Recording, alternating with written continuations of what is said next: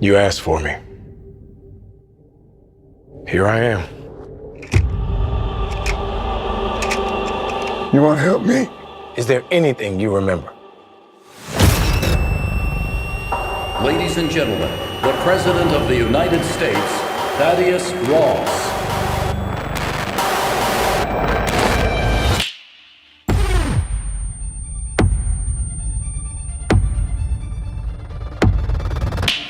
Whatever this is, Cap, be careful.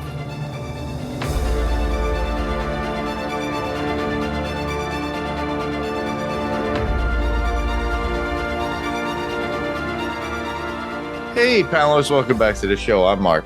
And I'm Robert.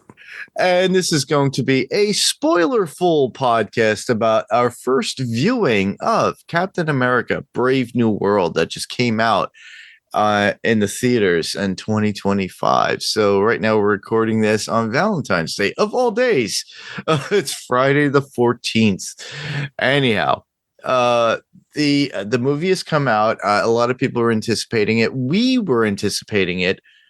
I had off the day, so I decided to go definitely in the morning for a matinee version at an AMC movie theater to go see it. And Rob, you saw it the night before an opening night. Correct. I saw it at it was opening night. You know, the theater was kind of full, I would say. You know, Okay. not like, pack, but it, there was a showing. All right, cool. So there's been a lot of ups and downs about this movie when it first was presented. A lot of people were anticipating it. I was anticipating it because honestly, I always loved like Anthony Mackie as Sam Wilson. So I love the idea of a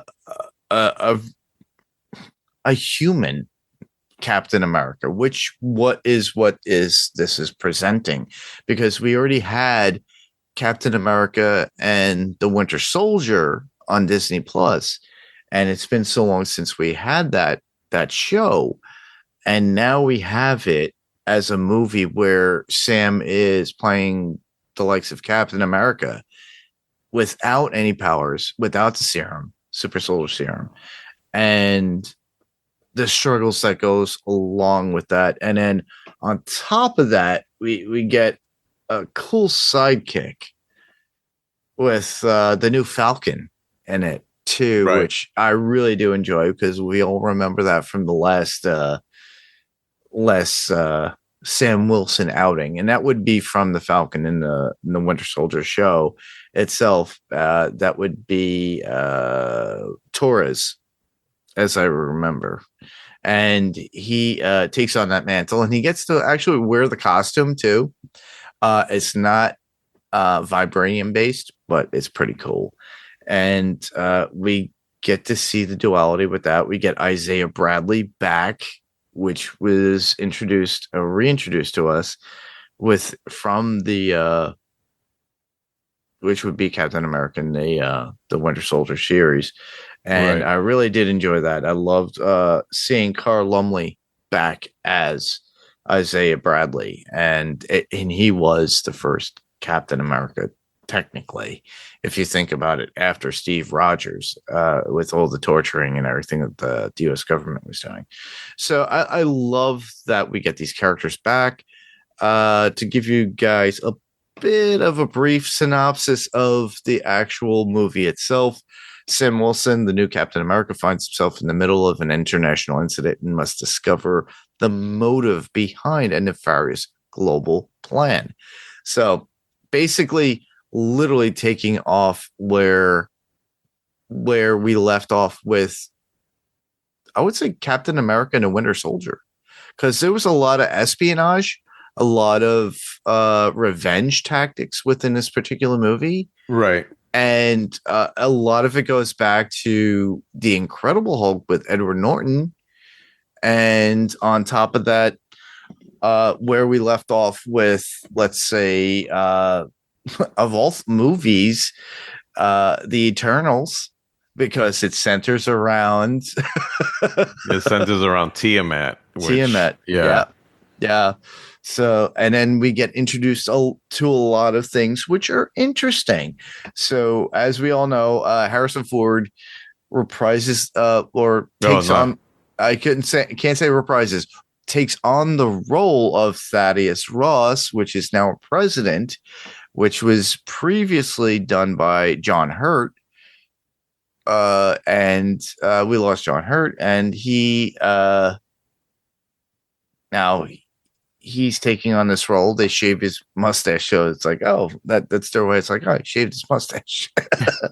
But we do see pictures of him with the mustache, obviously, throughout the movie, which is pretty cool. I don't recall that, but you really? You don't remember that? No, I don't recall that. I mean, they have like previously in the back, and he mentions it, but they have older, like for his takes on what happened in Harlem, and he had the mustache, and then they had news footage that they had that we recreated. I just don't recall that. I mean, but then again, I mean, yeah, no, yeah, I don't recall that.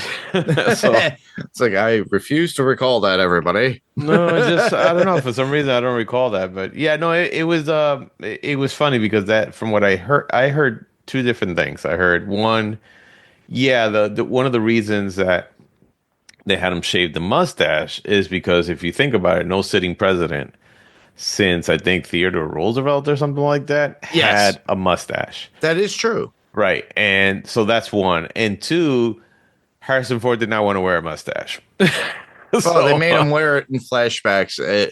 Obviously, all you listeners, go back, watch it again. Give Marvel their money. I'm not saying to give it to them, but if you want, there's some of us that will actually go through it and go watch it again.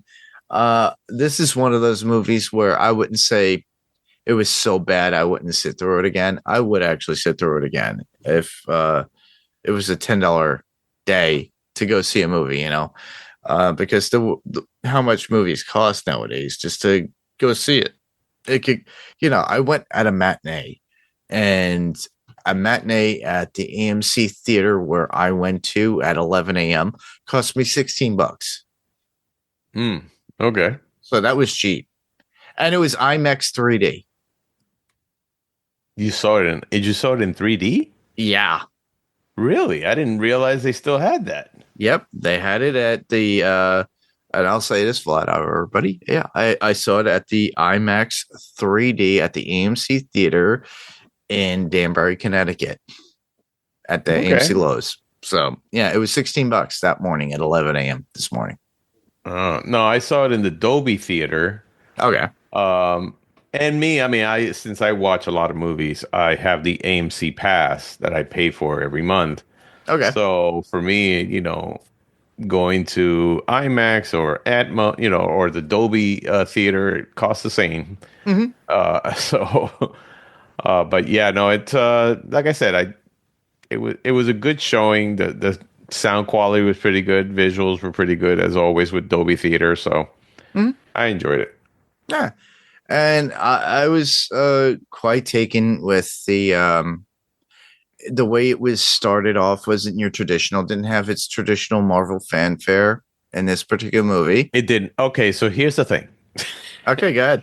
Right, so I was 2 minutes late, and then I said, well, trailers are going on. Mm-hmm. So I go and get myself some popcorn. Yeah. I go into the theater, and the damn movie is already playing. I was like, wait a minute. Is this... did they start playing early, or did they just never finish the other movie? And I'm like, what the hell's going on? So I went back out, went back in, and I'm like, what's going on? So I go sit, and I asked the person next to me, I was like, did they start the movie? Like, did they play any trailers? And it was a girl, and she goes, no trailers at all. It just started at 8 o'clock. I went at 6 o'clock. So it was like at 6 o'clock. So I missed about 8 minutes of the movie in the beginning. Really? Yeah, I did. Okay. Yeah, I had literally showed up because I thought, I thought the same thing. I thought, oh, wait, there's going to be like a good 15 minutes of trailers, blah, blah, blah. I'm good. I'm golden. I literally got to the AMC theater this morning because I had some errands I had to do. I show up and literally it's exactly 2 minutes to 11.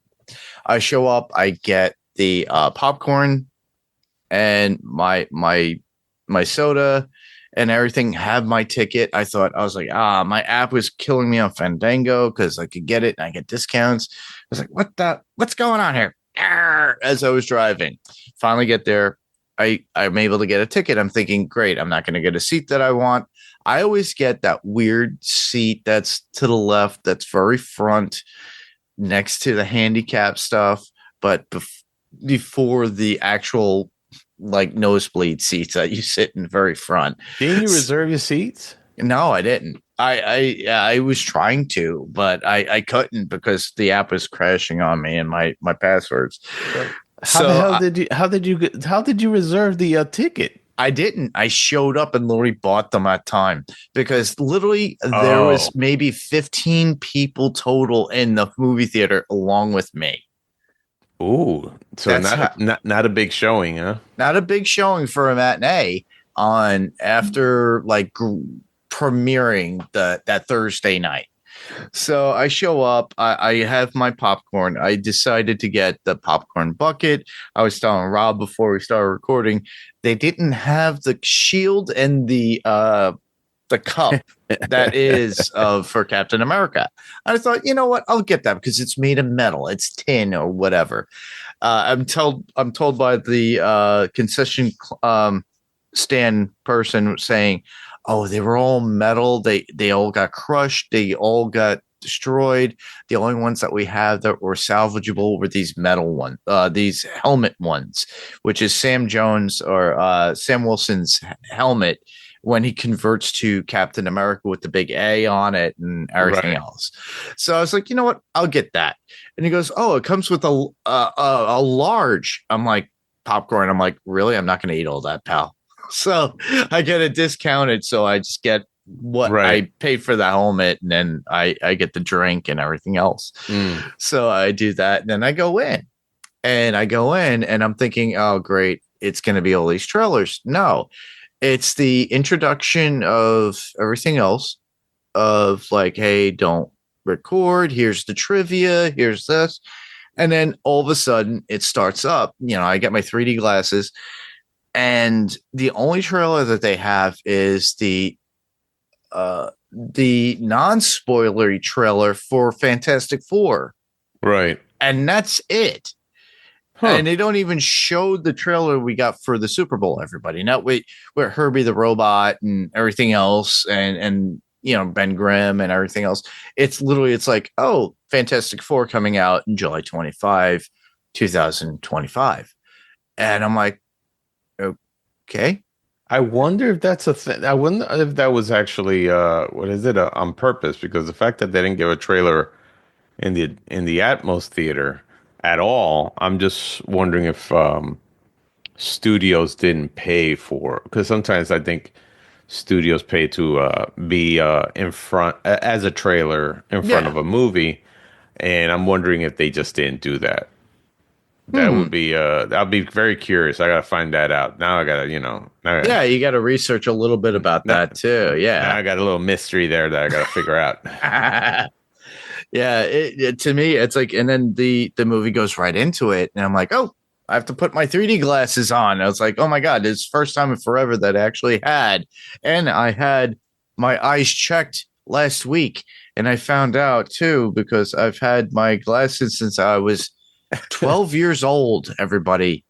And I found out I have 20/20 vision from my eye doctor, because you don't wait 40 years after you're 12 years old to take an eye exam and find out you have 20/20 vision. I'm the only thing I need glasses for is for reading. So I was like, okay. So I put on these 3D glasses, and I'm like, okay. And I do the little sneak thing throughout the film to see how much of a difference is it between 3D and what I'm seeing on the screen, you know, like with the glasses and without. Is not really that much, but it was probably like a 3D conversion as opposed to probably filming it in 3D, because that's the difference.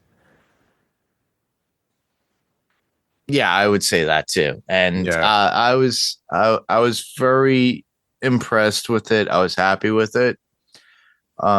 It did give a little bit more in depth to it for certain scenes. Right. Like especially when he Harrison Ford as the president, you see the people behind him at the podium, the difference between with Isaiah Thompson and Sam and what's his name? Who I forget his name. Oh, Joaquin Torres. Right. When they go to the Washington to with his announcement and everything about adamantium and everything, which is pretty cool. Like we said, spoilers, everybody. It's a spoiler full. So this movie basically introduces us into the world of adamantium, into the Marvel Cinematic Universe. Now, mind you, vibranium was the biggest and boldest thing that they've ever done. And that's what, Sam's shield is made out of, as well as his costume, too, because we find out the Wakandans actually sprung for his wings and most of his costume with adamantium in it. Not for apparently Joaquin when he is the Falcon and he's got the poor man's. So leave it. Well, Joaquin has the original Falcon. Suit. Suit. That's why. Yeah. So they leave the Latino with the crappy suit. Yo, damn. And they give the black guy the better suit. I'm not going there, everybody. But I just find it funny. You did go there, but okay.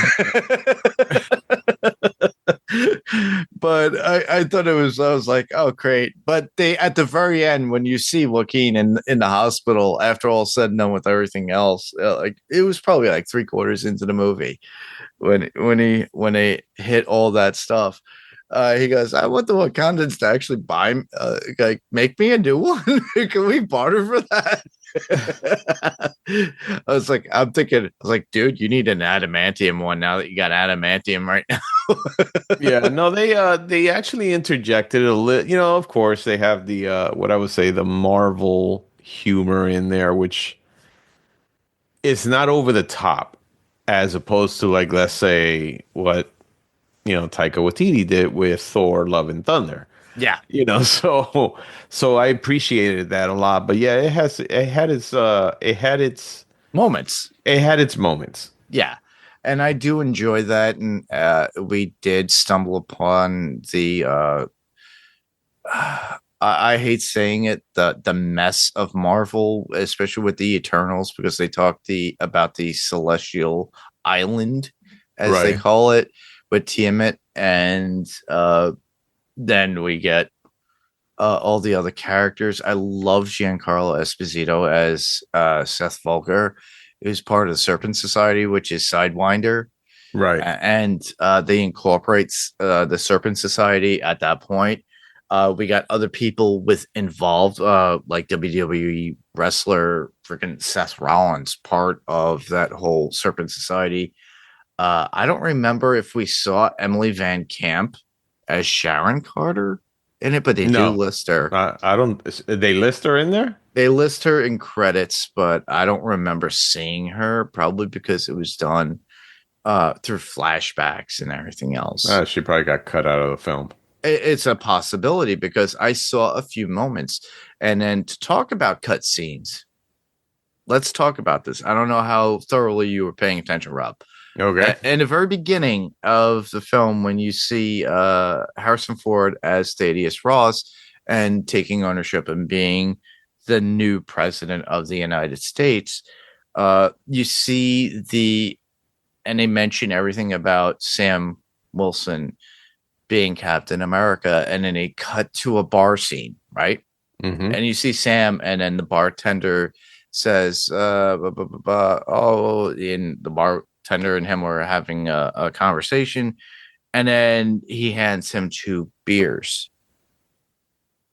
Well, was Sam double fisting it, or was he taking 2 beers for himself, or for him and somebody else to another location for a scene that we didn't see. And I have a funny feeling that was a cut scene, because why would Sam Wilson be walking away with 2 big mugs of beer for himself? At what part of the movie was this? It was in the very beginning. Oh, well, yeah, again, I missed it, so that's why, Okay. All right. Yeah. So that's the one thing. I take mental notes, everybody. So that was the first thing. And I thought, I'm like, wait, I'm waiting for when this comes out and we get cut scenes or whatever for like on the, keep in mind, everybody, keep your media, buy your media. And Rob will agree with me. If there's a Steelbook or a 4K Blu-ray, buy it. Just buy it. Buy it. Because you'll have those deleted scenes and everything else. Anyhow, I'm sure there's going to be one where he has a conversation with somebody else. And my feeling, that conversation is going to be with Congressman Bucky Barnes. Yeah, but okay, so I mean, you said that it was spoiler-free podcast. Spoiler full. Yeah. So no, spoiler full, but yeah, Bucky Barnes already comes out in this movie. He's he visits him. Oh yeah, he does later on. Right. But that's the whole thing. I wouldn't be surprised if that was the first scene that we do see of Bucky, but they kind of cut it for time. So, and it's like, why would Sam be two-fisting it with 2 mugs of beer at that point? Was he there with Joaquin? You don't see anything after that. You see, it's like, hey, it's on the house. And then and Sam goes, oh, thanks, bro. It's like, and he just walks away. And then scene ends. So you know that there was a cut scene at that point where he goes to talk to somebody else. Well, like I said, I missed the 8 minutes, so I'm not sure what I came into like the actual battle in the beginning. That's where I came in. So I just I missed. You missed a lot. Did I? Oh, okay, so dude, you missed a lot. Wow. Then they started earlier than 6 o'clock, I think, or from the time that I was supposed to be there. You started at the what? At the White House or at the conference when Harrison Ford or Ross was giving the speech to everybody. No. In the beginning, when they were trying to get the adamantium from Sidewinder, right? So that's what I. Okay. Yeah. All right. Gotcha. Yeah. There was a scene there where, and it's funny because I walked in on the scene where you see Sam Wilson talking Spanish to a family, and I'm like, and again, I'm thinking, did I walk into like the Spanish version of Captain America? I mean, I was like, what the hell's going on here? Yeah. Well, Giancarlo Esposito was actually speaking a lot of Spanish and was subtitled throughout that whole scene, too. Was it? Okay. So, like I said, I missed the 8 minutes, which kind of sucks, and I'm going to have to probably go back to see that. So, but I'll look out for that, yeah, 2 beers. Yeah. It's that one scene that was like, it goes kind of pretty quickly. But I caught it because I love to think in that mode. It's that analytic podcaster mode. Very much almost like Sabra herself, Shira Haas, who plays Ruth. I forgot her wackadoodle last name, but she was part of the Red Room, and she was part of the Widow Society that Black Widow came from. She's Israeli, and after it's during the whole battleship moment towards the end, she has a suit under her jacket, a suit. I mean, like superhero suit. It's kind of shiny. It's got green and whatever. Right. We don't see anything else. That's another cut scene that we don't see because she has a suit like. Well, Black you also Widow. have to remember that this movie, they're probably setting things up for the next movie, which is going to be the Thunderbolts. Yes. After that, which we kind of get an inkling of within this movie. Right. You get the Fantastic Four. You have, then you have, of course, Avengers Doom. So we might see that costume in maybe one of those movies. I mean, maybe not Fantastic Four, but one of those movies. So we just don't know what that is. But that's another one that you caught and I didn't catch. I mean, Yeah. So I have my eyes and my goggles on, looking for that little stuff. right, Because I'm like, you were looking for details. Me, I'm just sitting there trying to kind of just take in the movie because, like I Yeah. said, I went with very low expectations into this movie, so yeah, I was just kind of taking it in and seeing, okay, where is this going and stuff like that. And Yeah. to me, um, as I mentioned before, this movie does have uh, a Captain America Winter Soldier vibe. And what they did was yes. they got inspirations from different movies. Mm-hmm. So the Manchurian Candidate, they got inspirations from Day of the Condor, I think, something like that. Mm-hmm. Or is it called Day of the Condor? I'm not sure. I know that I think it was with Robert Redford that he was in that movie, but they really got a lot of spy thriller type of inspiration, and that's what I was paying attention to the most. Was more of the, oh, this has that kind of vibe. Yeah. It was 3 days of the Condor, everybody. 3 Days of the Condor, yeah. Yeah. So yeah. so it's so that's what I was kind of paying attention to more. It's just the vibe of the movie, not like the little tiny details. I mean, later I'll probably go back and see, okay, little detail here, little detail there. I'm sure there's a shitload of Easter eggs everywhere. Oh yeah, there is. So I didn't catch them. And I'm, there's always really good websites and really There's always YouTubers out there that They- get they- screeners, and yeah. We're not one of those people, everybody, but I go in there thinking, because I watched all of Disney Plus, and I keep that in the back of my head of certain things. I remember, Captain America and the Winter Soldier, or was it Falcon and the Winter Soldier? I forget. Falcon and the Winter Soldier is the one that came out in Disney Plus. Okay, so Yeah. I keep thinking Captain America and the Winter Soldier. No, I'm sorry. It's Captain America and the Winter Soldier is the movie. Falcon and the Winter Soldier is The Disney Plus right. show. Yeah. Yeah. Yeah, I keep thinking of that, because it's like everybody was having a hard time thinking of Sam Wilson as Captain America Well, he became Captain America through that. in the show. Yeah, through that show. Right. In that show, that's where he became Captain America. But he was given the mantle, of course, at Avengers Endgame. Yeah, by Steve Rogers. Right. But yeah, no, it's I love what they did with the suit at this time during the film, because Anthony Mackie at that one time during filming Falcon and the Winter Soldier said, "I'm not wearing that thing again," meaning that costume that they Right. had at the very end, because it was so uncomfortable. And they gave him more of the traditional of Captain America and the Winter Soldier look with the goggles and the Captain America style look that Chris Right. Evans had in the Winter Soldier movie. And it was more flak based. It was the dark blue with the, yeah. and it makes sense. It actually makes a hell of a lot more sense, in my opinion, because that is Captain America. Right. Well, you got to remember that. So Falcon, when he was given that mantle in the comic books, there is first that white, red, white, and blue suit that he had in the show towards the end was very comic accurate. I mean, Yes, it was. extremely comic accurate to what came out in the comic books. Yeah. And I believe they continued with that look in the comic books, but I guess they wanted to appease what I would say fans out there. But Yes. then, yeah, it made sense that they had to change the costume, which I think is cool. I think it was cool too. It really worked out in the end.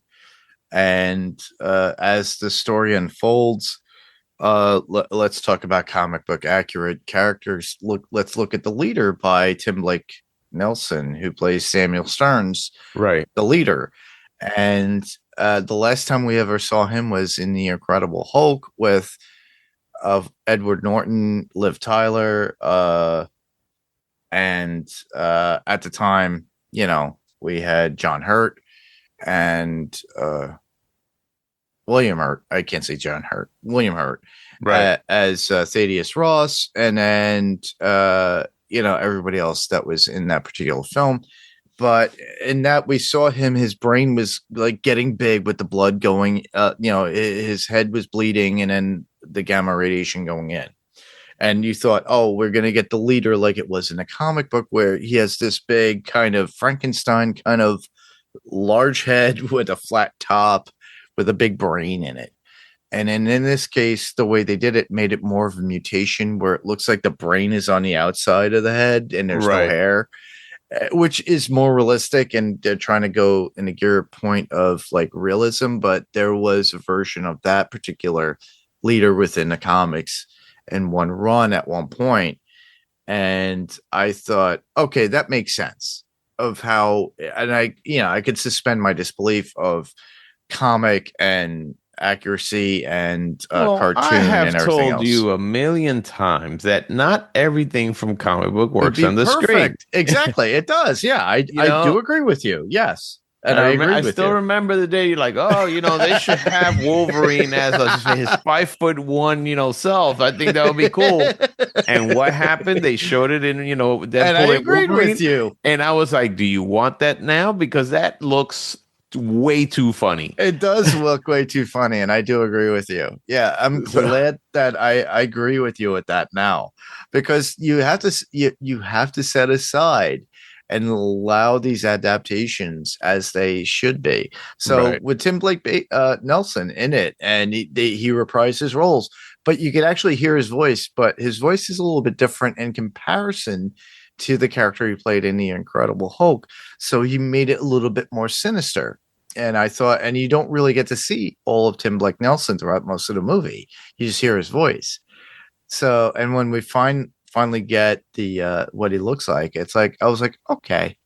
But also a lot of the giveaways that they did on AMC's website, I don't know if you saw the standees, and they released them about 4 months before or 3 months before the movie came out. They have standees. They actually have Tim Blake Nelson as Samuel Stearns, the leader, and he's got hair. And he's got that little greenish mutation on it, under Right. the merchandise of the standees. In the Oh, movie, okay. he looks completely different. But I was like, awesome. Okay, it's not as accurate, but it makes sense. Chef's kiss to it. It makes sense to make it a little bit more realistic. Same thing with the way they did with the writing within it and how people are portrayed within society and how they looked at Isaiah Bradley with Carl Lumley as the character. And, he was always overlooked, even in Falcon and the Winter Soldier, the show itself, the character itself. But they kind of bring up the same thing. I love his relationship with Sam Wilson in the movie, and the brotherly love within it, and why Sam had brought him in. But it was they utilized that tactic of Samuel Stearns as bringing and putting him into that position of bringing him into Washington, and then him being a key point. Them using the music to unlock, or even with the phones with the blinking images to The flashing light was to basically set them up yes, as, okay, so now that we have control of their brains, and then the music is what actually triggered them. yes, So, yeah. which was Mr. Blue. Mr. Blue is the name of the song. Right. Now, if you all remember in The Incredible Hulk, Tim Blake Nelson's character of Samuel Stern, who was Blue. It was Mr. Blue. So that's really a callback to that, which was a Universal movie, honestly, because Universal holds the rights to The Incredible Hulk, everybody, for distribution and everything. It was the one time that Marvel had to deal with that, and they still just, they share licensing at this point. That's why we don't have a full Incredible Hulk style movie, is because Universal still holds the publishing and licensing of The Incredible Hulk. and they're working on that. And that's why they want to do World War Hulk at this point. And they're in the process of trying to get that rectified so that way, Marvel could put that out, which is pretty cool. But I like that, we get a lot of callbacks to that stuff within the movie Right. itself. And I love seeing Carl Lumbly as that and how they make him like a curmudgeon. It's like, yeah, he doesn't work well with others. And he tells this to Joaquin Torres, Falcon, the new Falcon. And I loved the headquarters of Sam Wilson and Joaquin. I don't know if you saw it. By the way, to go back to the rights thing, actually, Marvel and Disney got the rights to the Hulk back in 2023. Yeah, I know. I remember that. Yeah. So no, Universal is no longer. They're not part of it anymore Right, for exactly. distribution and everything. I thought they still had a distribution portion. No, of it. it was originally released in 2008 and distributed by Universal, but Universal held the rights to the movie for 15 years. So in June 2023, the rights reverted back to Marvel Studios. Okay, perfect. So that's why we're gonna get a World War Hulk supposedly coming out sometime within the next probably 5 to 10 years, everybody. So look for Mark Ruffalo to dyeing his gray hairs and coming back. Listen, man, as Banner. they just need to take that away from Sony. Sony for Peter Parker. Oh my God, man. And Miles Morales, man. I want to see Miles Morales in the live action, dude. Yeah, I mean, I think that would be. Again, that's when Sony needs to go. Okay, you know what? Let the MCU do this because the only thing we're really good at is the cartoon part of it.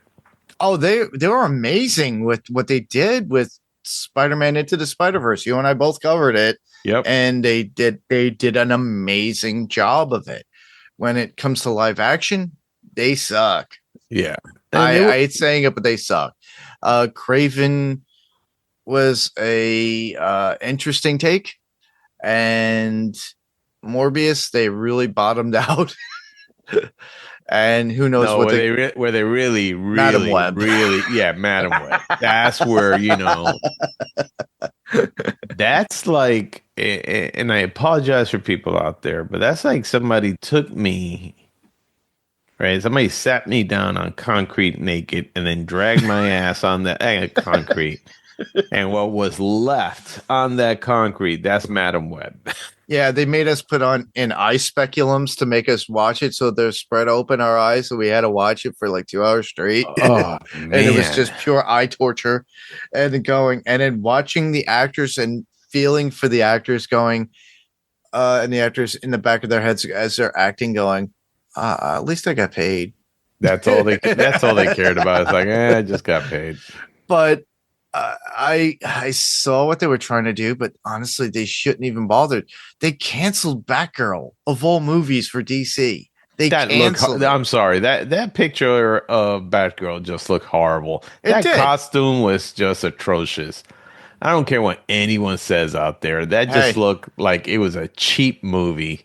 It did, but Michael Keaton got paid on it, and so did Brendan Fraser was in that too. And he got paid. He was like, they both said, it's like, well, we got paid for something that never came out. So hey, listen, I wish I could get paid for something that never came, happened or something like that. I mean, yeah, exactly. It's like, oh well.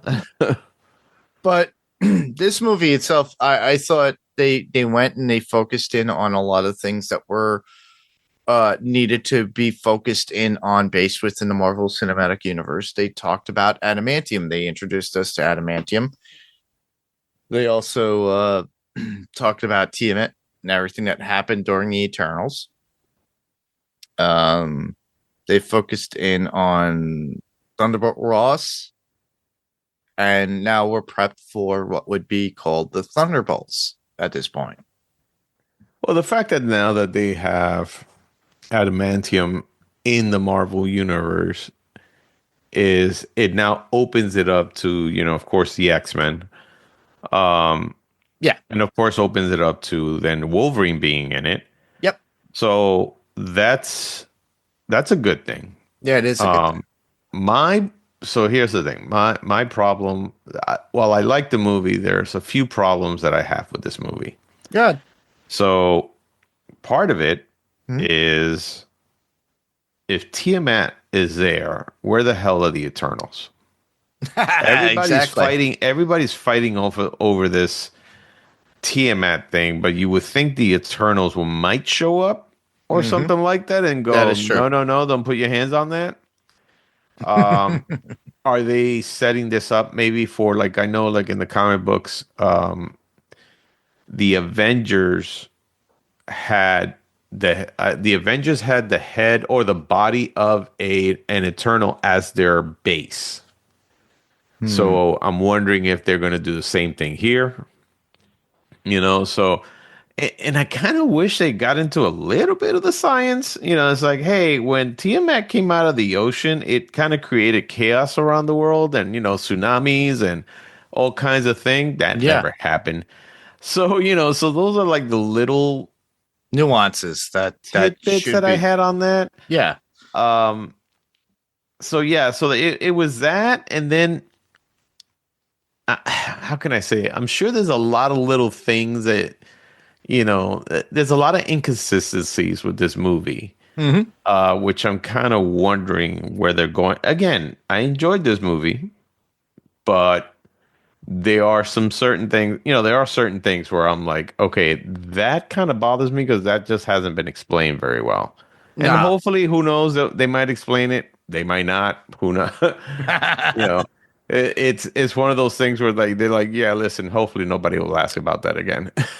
Exactly. I think they're trying to put that behind them. And the mention of Eternals, it's so funny because you don't get as much. The only time that we talked about the Eternals or anything was during What If recently.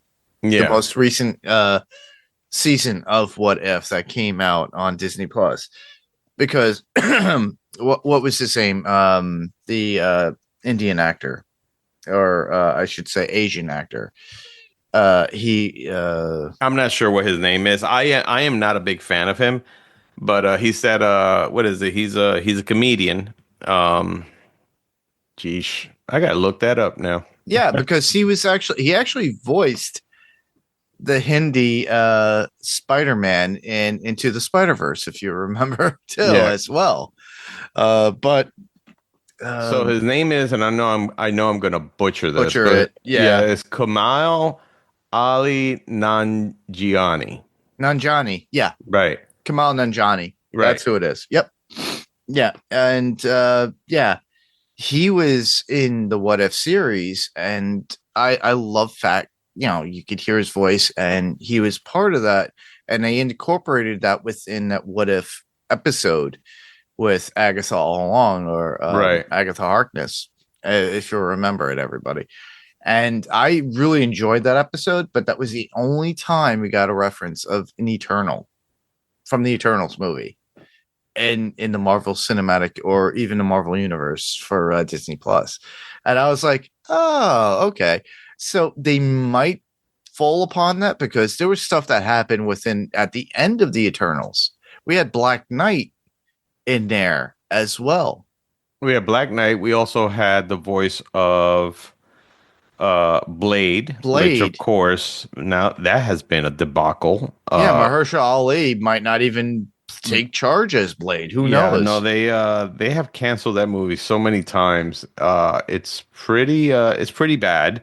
Here's what I wish. I wish what they did was I would have given Eternals another 10%, because for me, Eternals, ranks in the 0% when it comes to me liking this movie. Yeah. I would have given a 10% if they would have made the Eternals look exactly the one thing Taika Waititi did really well was when they did flashbacks of the Eternals in Thor, they look like the Kirby version. Yes. The Jack Kirby version. The Celestials you're talking about. The Celestial. The Celestial. So I'm sorry. The Celestials look exactly like the Jack Kirby design. And then in the movie Eternals, Yeah. they did not. Well, And you would think that, Kevin Feige will go, whoa, we already established the fact that they're going to look like like the Jack Kirby stuff. yeah. Continue with that, but It also happened in the Guardians of the Galaxy too, because in Guardians of the Galaxy they actually showed the Celestials as they were as Kirby cuts too. correct. So they have Yeah. it in 2 movies, but yet, in this movie, it's like, nah, forget what you did. I don't care. I wanted that so much that they could turn it around, even in the What If Disney Plus series. I thought they were going to turn it around. I thought they were going to turn it around, and they didn't. They didn't. continue with this version of it, so it's kind of confusing. I was always hoping that the Eternals movie was based in another universe. Correct. Yeah. Same here. I was I hoping wasn't the 616. It was like some other one. It was another one, and and then when they do the multiverse of madness or thing like that, or then they go, oh, here's that universe where that TMS Where that happens. It's like that Professor X. No, don't forget him. Yeah, we got a new guy for you. But no, none of that happens. So. Yeah, and it's like, hold on, it's like, we're gonna have a Fantastic Four. We're gonna have a Council of Reeds. So we're gonna have Miles Teller, and we're gonna have the other guy from the first Fantastic Four in it too. I've always said, respect the IP, man, and that's what they didn't do with the Eternals. Now going back to what is it? Captain America: Brave New World. I just thought that, because this thing is there and now everybody in the world is trying to fight for it, or at least a few countries are trying to fight for it because of adamantium, I thought, okay, the Eternals should have made at least an appearance. But we didn't even get that. We didn't get any of that. It's like, what happened to the Eternals then? But honestly, story-wise, like, basically centering around what they're looking at with President Ross, between Sam Wilson, definitely Joaquin Torres, especially with Sidewinder, which is Seth Volker, which played by Giancarlo Esposito, and having all those characters, especially with Isaiah Bradley. I think they centered it around where it was like around this one little world, or this one little scheme of this whole little espionage or revenge tactic, right, from Tim Blake Nelson, Samuel Stearns. It worked out where it solidified the story into itself of its own little world, but also expanded out in the end, because not only did we get a Red Hulk, because I saw there was a lot of foreshadowing in it. As soon as I saw him in the very beginning with the lollipop, and he was like, because he can't smoke cigars anymore. But later on, we see him popping a small little, which always looked to me like a. It looks like what I would say. The nitroglycerin, yes, or something like, not nitroglycerin. What do they call it for people with heart conditions? Exactly, it was something for like, it was like an antacid, but it was more for people who had cancer, or I know what you're saying. I know that feeling. I had that in the back of my head too, and I thought of it right away. And I was like, okay, but that's going to come back, and it did. Right. And it's one of those where it was foreshadowing, and you knew. It's like, okay, he's being dosed with gamma radiation in some way. And then, of course, with the, with Sam's friend who is in the ops. And I love how Joaquin does the thing and he plays the music in the section. So it's nitroglycerin. Nitroglycerin is an explosive. It is, yes. Nitric oxide. It's nitric oxide? Okay. Nitric oxide is a chemical in the body that can help protect against cardiovascular diseases. So okay, good. Yeah, so we always think about it as nitroglycerin. Wait, am I right here? I don't know. Like, listen, I'm not a doctor, so please don't take any medical advice from me. Exactly. Yeah, don't suck on that stuff if you don't have to. I'm looking it up on the internet, and of course, as we all know, the internet can be a double-sided blade. Exactly, it is. but I knew exactly where you were going with that. And that Right. was the first thing I thought too as a kid when I used to see people and it was small tablets and it was something to help them with Right. their blood pressure or whatever. Which also falls in the same history of Thaddeus Ross, because as we recall, during the Oh, shoot. Wait, I'm sorry. Shoot. You're right. It is nitroglycerin tablets. All right. So you're right. oh really? Yes. Oh, okay. I guess I was I right. thought nitroglycerin was an explosive. Oh my I God. didn't, normally is. That's what I thought too. Anyhow, I got to look that up now. he's going to go on a whole warpath, everybody. Oh, it's bad. It's really bad when I do that. So, we knew that General Ross at one point had bypass surgery for his heart condition, and they utilized that storyline in this, and it works out.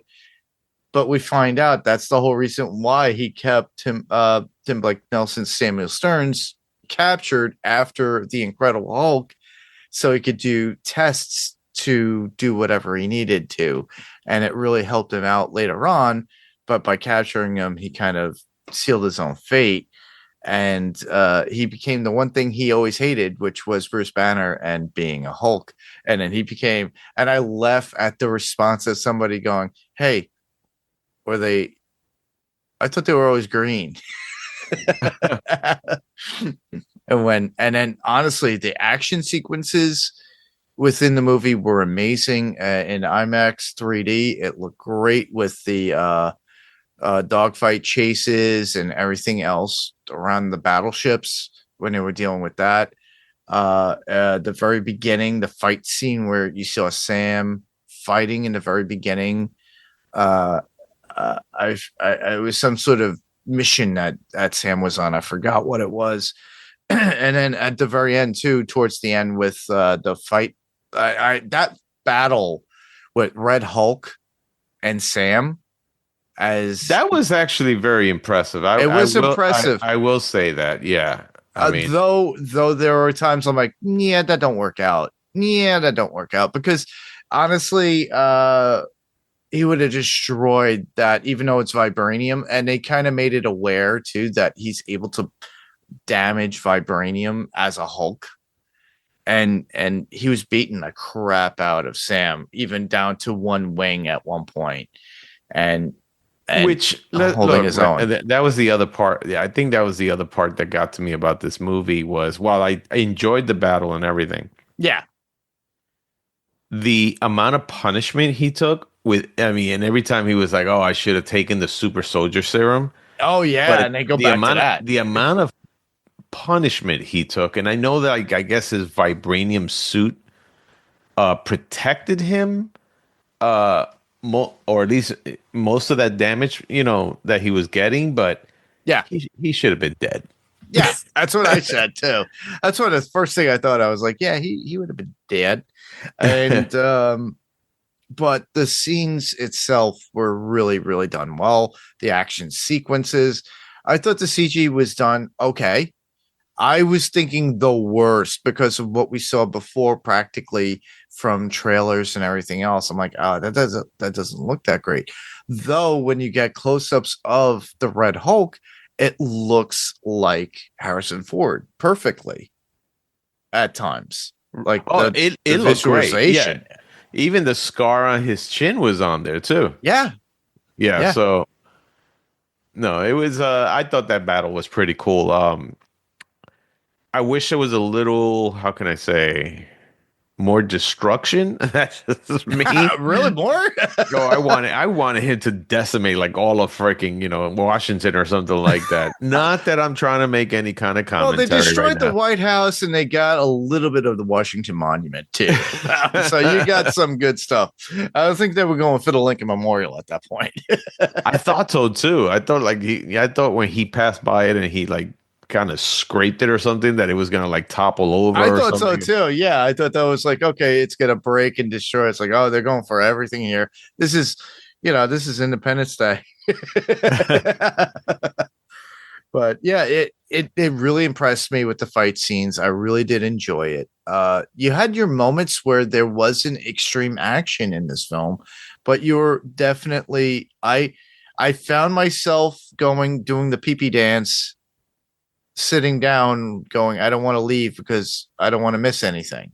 I don't know if you felt the same way, even though this movie dude, was my bladder wanted to explode. So, but this is probably one of the shorter of the MCU films out there because it clocks in at an hour and 58 minutes or a 158 at certain points. And I was like, and I looked at the clock and I was like, oh, it started at 11. It's only about 12:10. I'm doing the pee-pee dance in the seat, and obviously there's nobody around me, but I was like, I'm not gonna run off. I'm gonna hold it in. And I held it in and I was like, okay, good. But it's not like Oppenheimer where it was like 3 hours plus. almost a 4-hour movie. No, I actually missed, I think, probably like about 3 minutes of that because I was like, I'm going to the bathroom. I don't care. Yeah, I know the same thing here. I actually, it's funny because when it ended, they didn't have a post. By the way, people, there's no post credit. Well, there's no. What is it? No post. There's a post credit scene. There's a post credit scene, but there's not an after credit scene. No, not That's what after it is. credit. So once I saw that there was no after credit scene, I'm like, I'm going to the bathroom. And then you can come back during the credits. And I came back for the other one.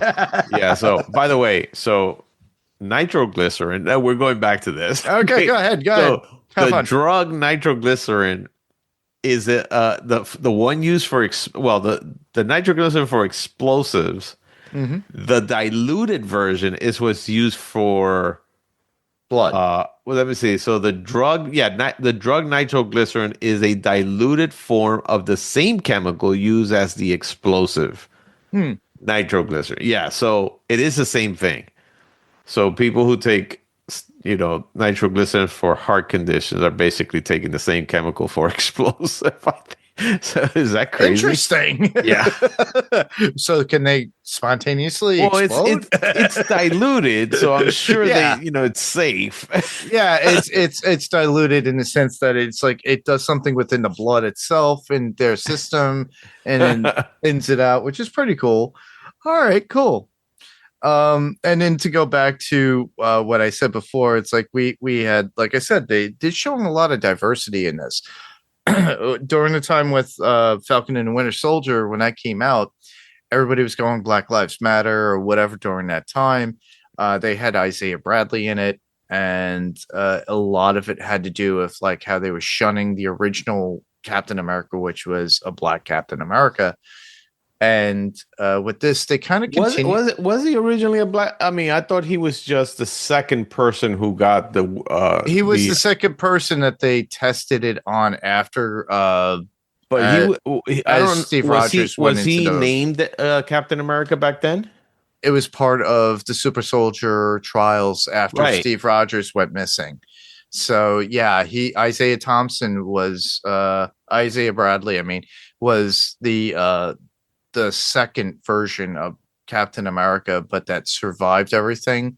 But he went and saved his pals and got court-martialed and was imprisoned because he went against a company or the government because Right. he went to go save his friends. And they used that and they imprisoned him for years and they experimented on him. So, and then it was like all about this whole Black Lives Matter thing during that whole time. And everybody kept saying it's all woke and all this other nonsense. I always loved the idea of the character of Isaiah Bradley. And I was glad that they brought up that story arc in Falcon and the Winter Soldier. And the fact that we got Anthony Mackie as Captain America, as a black Captain America. Right. And then we got it as what would look like, comic accurate for a moment at least. And then they changed it quickly, which, for this movie, it worked out perfectly with the new costuming. Though we did in the very beginning, they kind of altered the costume. It was still the white and the blue. And then he switches over when he goes, "Oh, grab your gear." Right. Guess what? I have to grab my gear now. Yeah, I told you about that like 5 minutes ago. Let's go.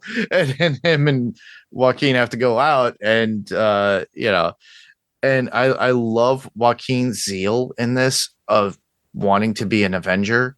So it's kind of like how Sam was with Steve. Right. So now it's like it's the same story over and over again.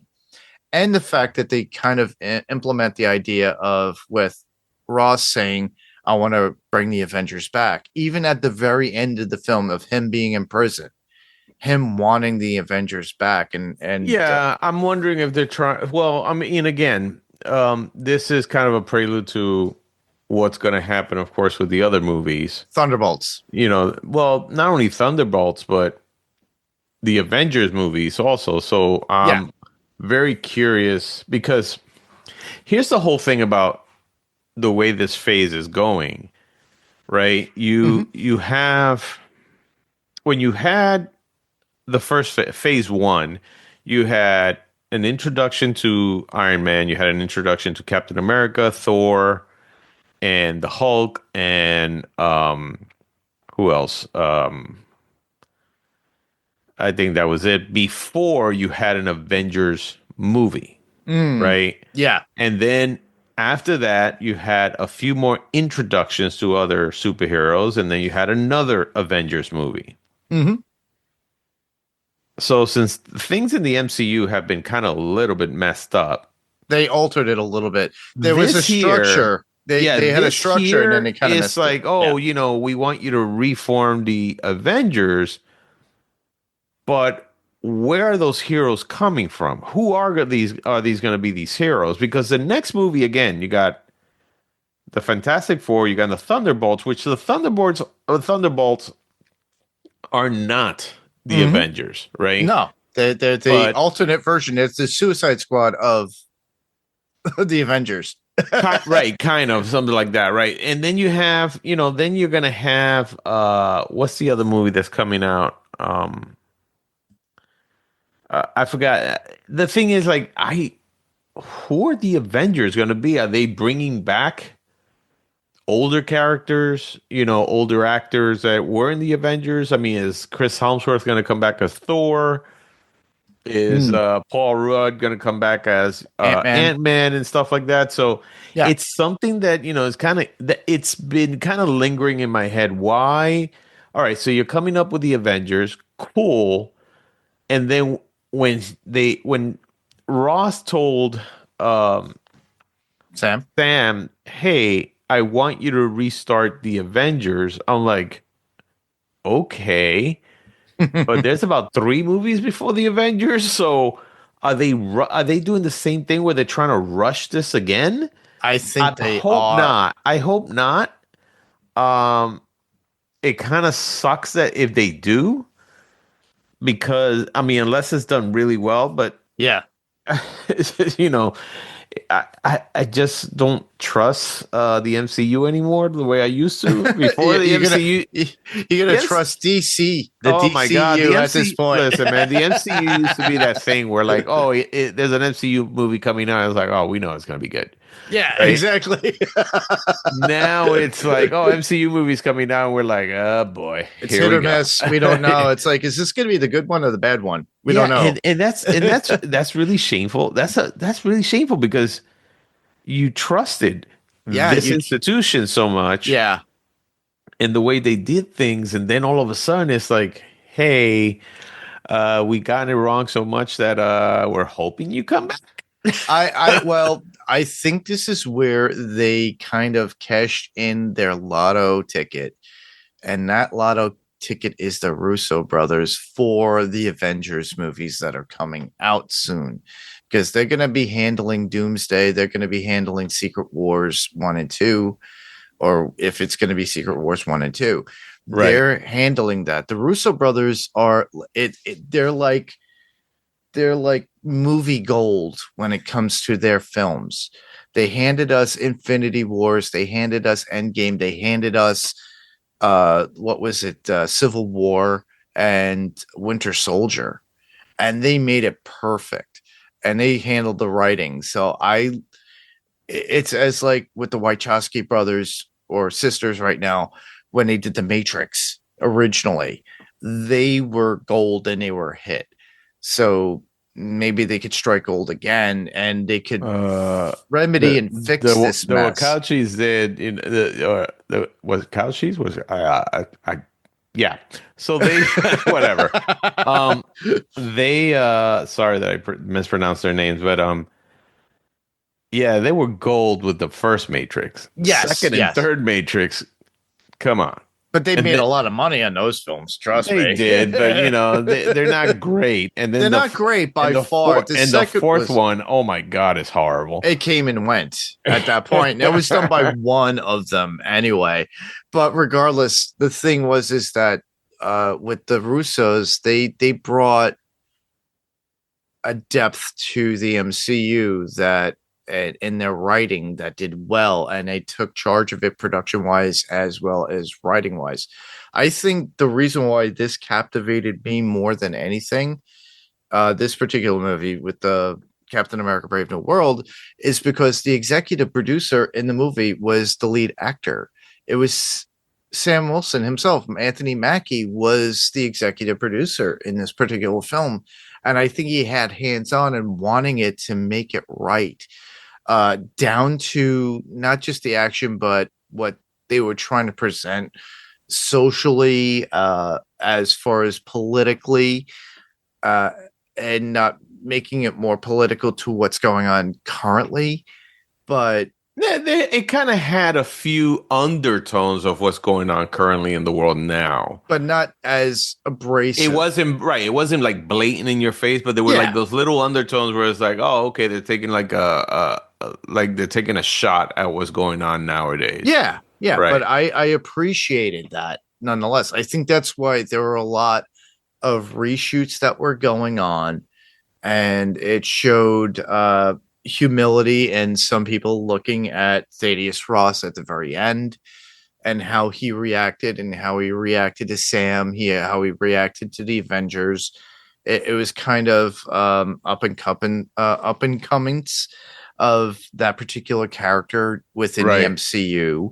So and it showed a redemption to some degree. So henceforth, I think that's what's going on with the Thunderbolts, because when they create the Thunderbolts, and I'm looking forward to that movie now, because we know what that little asterisk at the end is. It's like there's no Avengers. We have the Thunderbolts. It's kind of like the Suicide Squad. So I'm glad that we're getting that, and I really did enjoy that. That Super Bowl halftime commercial or trailer that we got. And I'm looking forward to the movie and seeing that. Now, mind you, this is the first movie I've seen in a very, very long time in the theater. And I was glad I got to see this the way I did. I was expecting I'm going to come home. I'm going to be really upset about this film. And I was like, I came home and I was like, I really enjoyed that film. I actually enjoyed it. Just like it was, I'm not saying it was the greatest film ever. No. But I was satisfied that I paid the money that I did to go see the film.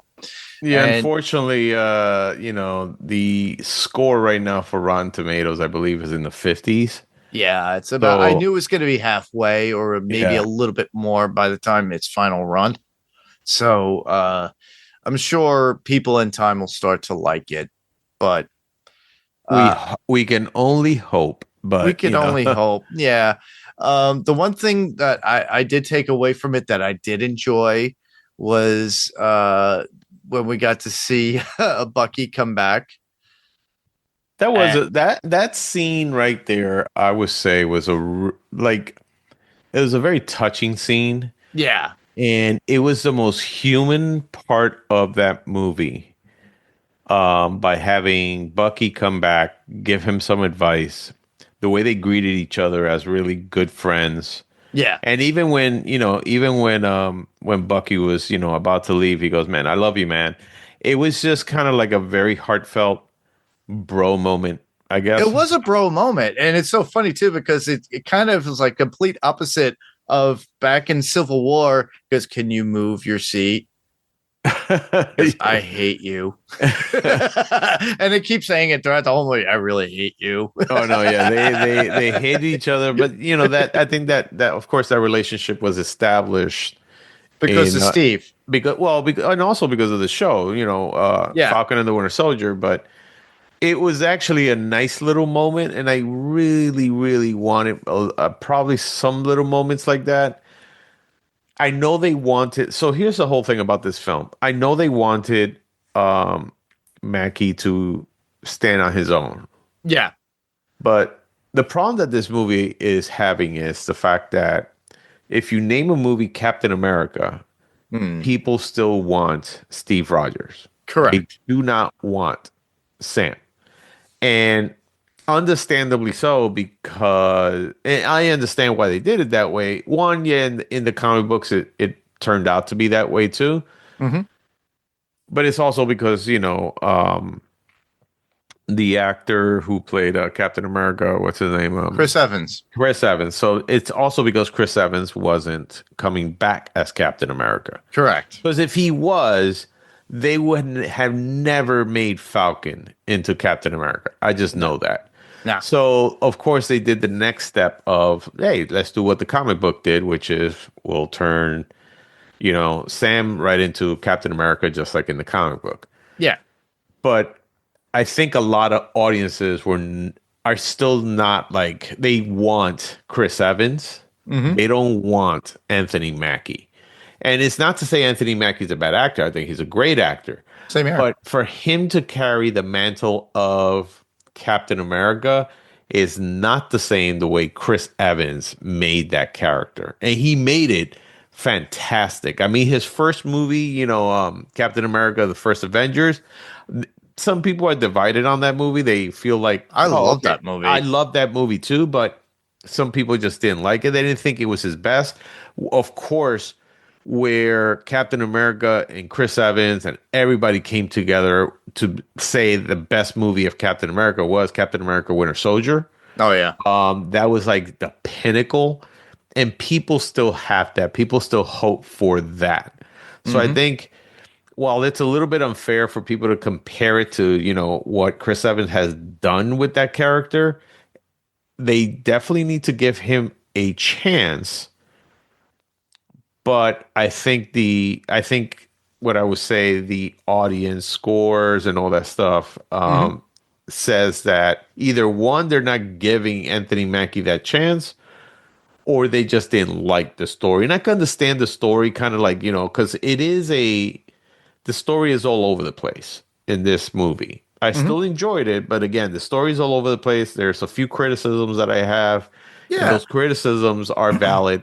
It's just that's, I think, the problem that this movie's going to have in order to gain more fans and more of an audience is to just have people go, hey, it is not as bad as you may think. Or Anthony Mackie's actually very good in this. If you can, go see it because of Anthony Mackie, because he makes it his own. Yeah. What I hear most out there is, well, it's not Chris Evans. And it's like, true, but give it a chance. Yeah. So I think, everybody. it's just, it's kind of interesting to see. And I think that's why this movie, of course, is not landing as well. But and it's funny because when I heard about Captain America and then I heard about the Thunderbolts, I really thought people would be more excited about Captain America than the Thunderbolts, and Same it's here. the other way around. A lot more people are more excited about the Thunderbolts, Which is so weird that they're aiming for the B crew or the B team instead of the A team. If you watch the trailer looks. I mean, that looks like it's a fun movie. Oh, like it does look like it's that fun looks movie. like an awesome fun movie. Now I could be wrong, and you go into it, and after the movie, you go, "What the hell was that?" Exactly. Again, we don't have faith in the MCU like we used to. But Yeah. It's a crapshoot, everybody. it is a crapshoot. But I think a lot more people are way more invested in the Thunderbolts, and of course, Yeah. the movie of this year that everybody's really going to be invested in is Fantastic Four. Oh yeah, definitely. That's the one that everybody's going to. Yeah, July 25th is going to change the world, and it's something we've already had 2 iterations of the first family of Marvel, And I obviously when we get the first version, I was like, "Oh, great!" Actually, actually three. If you I know count the Roger Corman, yeah, which If I you- have and I own, yes. But the first one that was cinematic and actually ran a run, I'll say the first two. The first one I was gung ho for, and I was like, okay, that was interesting. I said that was a movie, but it was a Fox film, and I thought, okay. And then the sequel was better than the first, and then we got the third film, which was Josh Trank's version, which I was hopeful for, but he put a modern twist, and not many people got. you know And- that was his last movie, right? yes, I know. That movie broke him.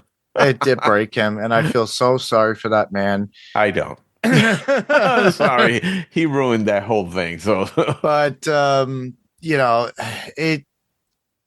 they tried. Now, mind you, the one thing that I am looking and hopeful for with this is that it gives that 60s vibe from the original Fantastic it Four has when an it came out. awesome retro future look. Yes, I love that's that. what Yeah. I love it. And so it shows you that it's an alternate universe. I'm looking forward to it. I love the idea of Pedro Pascal as Reed Richards. I love Eban in it as I'll Yeah, be Ben honest Grimm. with you. Pedro Pascal, while I love the actor and I love the stuff that he does, Yeah. I wasn't too keen on him being Reed Richards. a lot of people weren't. I know that. Yeah. And so I saw the trailers and I'm like, all right, I'm warming up to it, definitely. And I think he'll definitely going to give it a really good I think he's going to do a good performance when it comes to that. But at first, Yeah. when I heard it, I was like, what? I was like, all right, sure. I mean, Pedro Pascal, huh? And you would think, hey, me being Latino and him being Latino, I was like, oh yeah, I'm gonna pull for it. It's not that. It's more of a. I think I would. So, I'm always a person who loves a take on the comic book, and they get it as comic book accurate as possible, Yeah. where it makes sense. So, like when you look at Chris Evans and Steve Rogers, he looks straight out of the comic books, right? Correct. Yeah. Yeah. He does. Also, Chris Helmsworth, Thor, he looks straight out of the comic. Shit, Samuel L. Jackson as Fury. Nick Fury. Yeah. Nick Fury, he looks straight out of the Ultimate Marvels. Yes. So really well done. And I think that Robert Downey Jr. is like one of them, which he kind of made that character a lot cooler than what he is in the comic books. In the made comic it books, he's his own. Yes. He made it his own, but Yeah. physically still looked like him. Mm-hmm. Right. And I always pictured Reed Richards to be like, when Krasinski came out in Multiverse of Madness, Yeah, I know. you could picture that. He's I can tall, skinny, and right. Yeah, I can that even picture, and again, we're going back to, I know that we've done the George Clooney thing a lot, but I can even picture George Clooney being Reed Richards or it's a something like that. possibility. Yeah. Something like that, right? A Yeah. younger, I would say a slightly younger yeah, Clooney. Or there's other, like John Hamm, or, so it depends. But Pedro Pascal, all of a sudden, they did. I was like, but he doesn't look like the character in That the we all comic know. books. But yeah, we've been very surprised with some characters out there that they have done very well. yeah. Or there's some, they some castings that have been done very well that you go, I didn't expect him to be as good Yes. as that. So hopefully this is going to be one of those. I'm looking forward to it. I like I said, I'm a huge Pedro Pascal fan, and I'm thinking he will definitely knock it out of the park as portraying Reed the way Reed is within the comics as personality. Looks Right. wise, I don't really give it crap because you have a council of Reeds. You can have a ton of different Reeds that look like comic book accurate at a certain point. Oh, And I'm sure, And I'm like, we're gonna get our fuel of that. But my feeling is that for the one that we need that person of the personality, and I think Pedro could actually pull it off perfectly. I'm sure he can. I mean, I'm not doubting it. I just thought that it was just a kind of a strange cast, and I was like, oh, okay. It's the same thing when people were like, oh, they casted Ben Affleck as Batman. People were so pissed off. Oh yeah, I remember. And you and I love Ben Affleck as Batman. Yeah. And we were like, really, Ben Affleck? But no, I actually thought, you know what? I could see him doing that because he always wanted that part. The reason they say that the reason he took Daredevil was because he knew that he would never be able to play a character like Batman. Correct. Yeah. And now that he did, I think he was, to me, he's the best Batman out there. That's just me. I know I'm probably gonna get a lot of hate. Who cares? Whatever, I feel the same way too. But that being said, he surprised us, and a lot of people were just like, "Wow, okay." At first, we were against it, but now, he did a great job. So I think Pedro Pascal will do a great job. I think so too. What I'm trying to figure out is how this movie ties into the Fantastic Four, and one of the things I think is because of that post-credit scene is that when the leader goes, other people coming in, are they mentioning? Is he mentioning the Fantastic Four? Is he mentioning the Fantastic Four and what? Because remember, they're in a different universe. If they come to the MCU universe, I forgot the number again on that. The 616 universe, I think. Yes, it is. So if they come into the 616 universe, are they bringing along Galactus? I have a funny feeling that's what's going to happen. And I think maybe that's what the leader's talking about. So it's like, but he didn't see it. He just calculated it. So like that to me is like, well, you could be the smartest person in the world, but you're basically trying to predict a future that you really don't see. Exactly. So I'm kind of wondering that's another one of those little tidbits where it's like, that doesn't make sense. Just because that's a kind of vague, right? It's very vague, and it's also like just because you're that smart and well, here's what I'll say: if he was that smart, he wouldn't have gotten caught the way he did. Exactly in the movie, right? Yeah. But he's like, oh, I have seen all these predictions, or I have seen all these something like that. Yeah. And something is coming. And I'm like, okay. I mean, look, Doctor Strange, he looked into like how many possible, futures, multi-millions of multi-millions or something like that. So because he has that power. Yeah. But how is he looking into that kind of future? How is he predicting that? Yeah. So that's why that post-credit scene, I was like, oh, okay, I think they're talking about Fantastic Four. I don't know. When I looked at the post-credit scene, I was like, that's kind of a bit vague and ominous, and that's all it is. That's all it is. And I'm like, okay, all right. That I was expecting something different. It's like, it's like Jar Jar Binks coming out at the end of the end credits of a Star Wars movie. It's me, everybody. Look at me. Like I said, I don't know. I just feel like I thought they were gonna maybe hint at some. I didn't think they were gonna. I thought they were gonna hint at something big for another movie, but they didn't. I think they're afraid to do that now because of it. But that's what we look forward to. I mean, when the MCU first started, that was the whole thing about these post-credit scenes was that it gave you hope for another movie, like Thor with the hammer, or with the one that we didn't see with Fury coming out and talking to Stark and talking about mutants, a kid who could walk on walls and spin webs and things of that nature. Where was that? Oh, you don't remember that? That was a long deleted scene that never came out. Oh, okay. So it's a deleted scene. No, but he does look. If you think about it, like, so you have Fury mentioned the Avengers Initiative. Yes. Right, which got people so excited.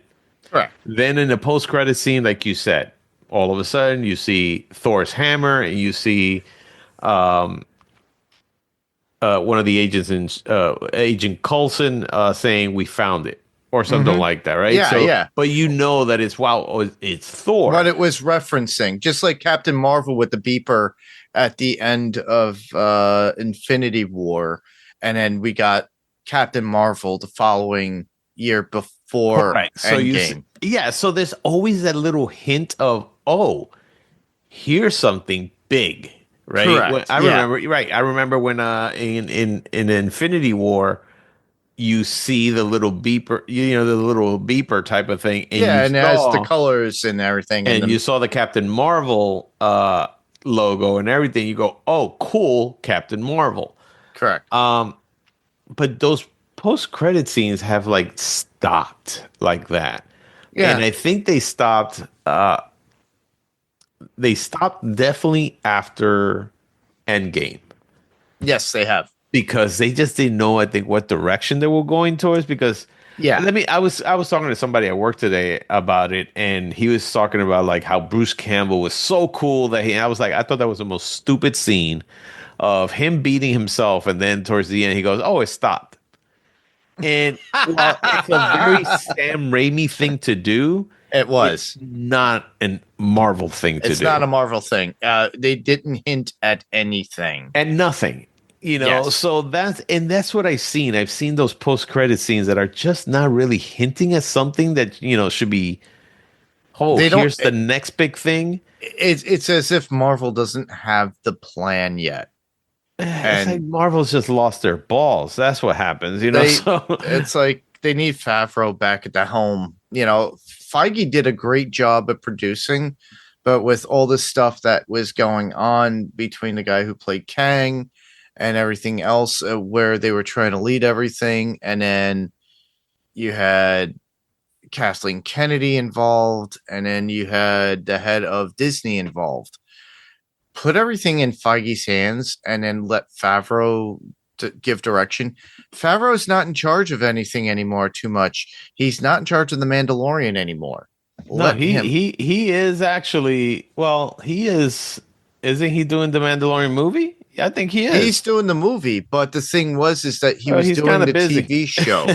He's kind of busy. So He's kind of busy, but he could throw his ideas everywhere. He's kind of gold. I mean, Hollywood doesn't work that way. I mean, listen, I know. you get an executive producer credit because somebody came to you and says, "Hey, what do you think of this?" And you tell them, "Well, I think this is where you need to go." And it's like, yeah, we're not going to do that. I might take 1% of what he said. Well, that's an executive producer, credit. Exactly. It's That all is true. bullshit out there, My recommendation would be put it in the hands of the Russo brothers. Give them a job. And I thought of that right away after Endgame. They don't do much. Let me They tell don't you, do and I'm much sorry, at all. and I'm sorry to say that a lot of their movies that they have come out with, besides the MCU, haven't really worked. No, So they it's haven't. So I mean, they know this subject matter very well. It's just They do. You know who I would like to see, just so they could piss off everybody in the world? Who? Zack Snyder do a Marvel movie. That would be interesting. I would love to. They already lost Gunn, so Yeah. Gunn's a part of the DCU.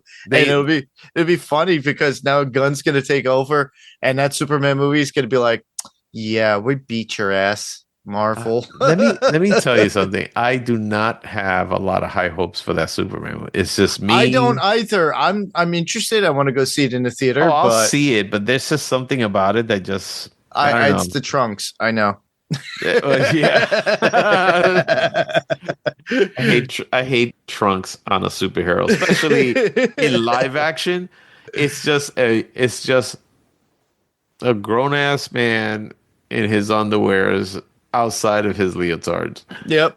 That's all it is. And I don't care. I don't care who you are out there.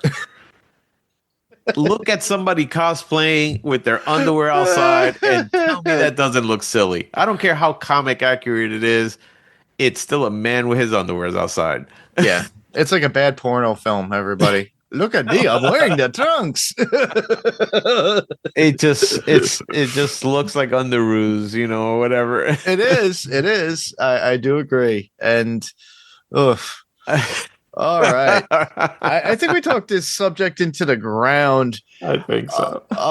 But we did have somebody send some information because they got to see it too. Steve couldn't be on, but he sent some thoughts. Rob, you tell me if you could hear it, and then we'll listen to it. All right, go ahead. Hey, panelers, it's Steve. I did watch Captain America Brave New World today. I liked it.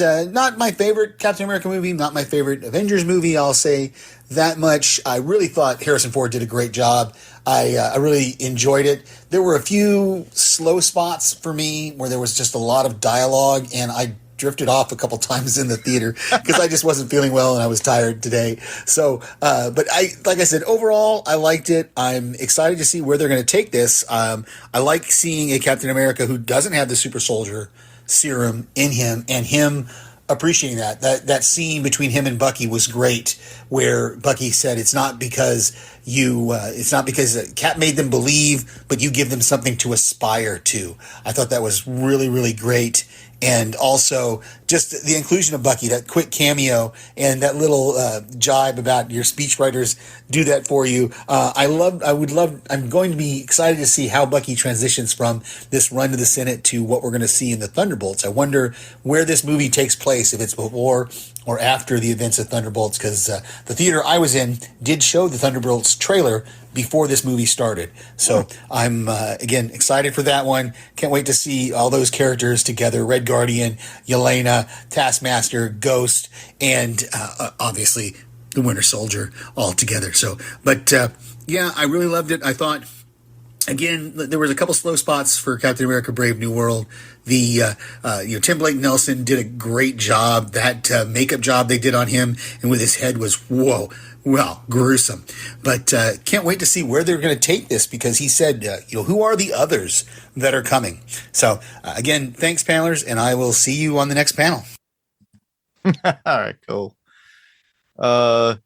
Yeah. Wait, they showed a trailer at his movie theater? You see, I'm pissed because I miss 8 minutes of the movie. I didn't get the Thunderbolts. I literally just got whatever that little sneak peek of the Fantastic Four, and it wasn't even a real trailer. So he lives out in Oklahoma, everybody. Rob and I live on the East Coast. I work in Connecticut, but I live in New York. But I went to Connecticut. I went to Danbury, where I work out of normally. But even still, Rob normally goes to where we used to work in Danbury. Did you go see it at the EMC Theater? Yeah, I did. Okay. I did. Yeah, because we didn't get that. It's like, okay. Not at all. All right. So I believe it or not, so I had an email that they send you. It's like, oh, how was your experience at AMC? And I was like, terrible. I did not get trailers, so I was late to the movie. I let them have it really bad. Did you get your keychain? What keychain? Oh, you didn't know about that? The premiere night of Captain America Brave New World? You're supposed to get a keychain? I didn't even get that. What the hell, man? Yeah, because it's premiere night, and if you got AMC rewards and all that stuff, you're supposed to get a keychain, dude. Did not get that. It looks like the Captain America shield, and on the back it says Captain America Brave New World. Oh. All right. Yo, no, I got cheated so bad. And I honestly, let me tell you, I got cheated so bad, and it was because I could have made it actually a lot earlier, but it wasn't because the cops were actually blocking off some road that I had to take a detour. So I would have been there probably about 8 minutes early. Mm-hmm. Because of the detour, I was 8 minutes late. So I blame the cops. Awesome. All right. Well, yeah, blame the police. Yeah, I mean, there's something else I could say about the police, but I won't say that. All right. Actually, they always put their, they're always on your side. No, on my side. I don't know about my side, but that being said, they do serve the public. So they do. Yeah. Yeah. Well, Steve decided, because I asked him on earlier. Actually, after I got out of the theater, I texted him saying, "Hey, you want to come on?" And it's like, "No, I can't." So what I'm gonna say here is, since he sent in some feedback, leave some feedback if you like about this. What your thoughts? This is kind of like an instant reaction. This is going up the 15th, which is Saturday. We're doing this on Valentine's Day because me and Rob don't have any Valentines, apparently.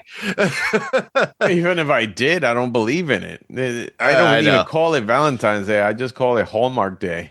That pretty much is. Yeah, that is true. It's like gift giving day. It's like, all right, she's sucking the blood out of my life. So, okay. Wow. Okay. I wasn't even going there, but okay. Or they, male, who knows, whatever. Wow. But I always think of it as happy blood thumper day. Blood Oh thumper. my God. But you are just digging that hole more and more. I am. All right. But Steve sent in some feedback. Like, you could always send any kind of feedback. We could be found on Facebook, facebook.com/panels to pixels. What's on Facebook is on Instagram. So obviously I did post a picture. So I'm letting you guys know that you could leave a comment in the image below, letting us know your thoughts. But if you haven't, but which is fine. I understand that people are busy. But if you have any thoughts after the fact, you can still do so. Just follow that. I could get it on Instagram Messenger or even Facebook Messenger as well, or still get those comments. You could email us at panelstopixels1@gmail.com. Panels 2 is spelled out to pixels number 1@gmail.com. Write out a regular texted email.